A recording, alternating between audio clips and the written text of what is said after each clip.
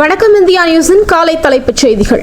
விஜய்க்கு திமுக தொல்லை தருவது கிடையாது, அமைச்சர் அன்பில் மகேஷ் பேட்டி.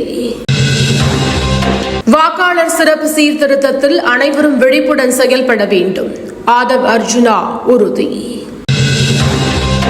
2026 தேர்தலில் விஜயை முதலமைச்சராகுவோம், புசி ஆனந்த் திட்டவட்டம்.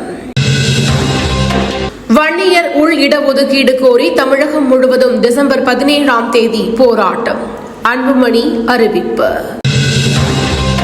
அதிகாரப்பூர்வமாக யாருடனும் கூட்டணி பற்றி பேசவில்லை, பிரேமலதா விளக்கம். தமிழகத்திலிருந்து ஆந்திராவுக்கு சென்ற 1720 கோடி முதலீடு, நைனா நாகேந்திரன் குற்றச்சாட்டு. சட்டமன்ற தேர்தலில் திமுக காங்கிரஸ் கூட்டணி உறுதி, செல்வ பெருந்தகை அறிக்கை. 6 கோடி SIR படிவங்கள் விநியோகம், தேர்தல் ஆணையம் அறிவிப்பு. சுதந்திர போராட்ட தியாகி உதாதேவி வாசி தேசத்திற்கு ஆற்றிய சேவை போற்றுதலுக்குரியது, அமைச்சர் ராஜ்நாத் சிங் புகழாரம். ஜனநாயகத்திற்கு பத்திரிகை துறை ஆற்றும் பங்களிப்பு மகத்தானது, மத்திய அமைச்சர் அஸ்வினி வைஷ்ணவ் பேச்சு. மியான்மரில் நிலநடுக்கம், ரிக்டர் அளவில் 3.5 பதிவு.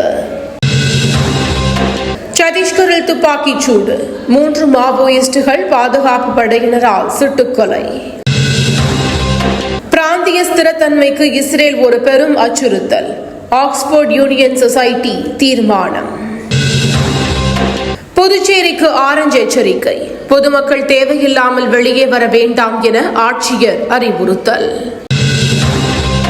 சென்னை, செங்கல்பட்டு உள்ளிட்ட மாவட்டங்களில் இன்று மழைக்கு வாய்ப்பு, வானிலை மையம் தகவல்.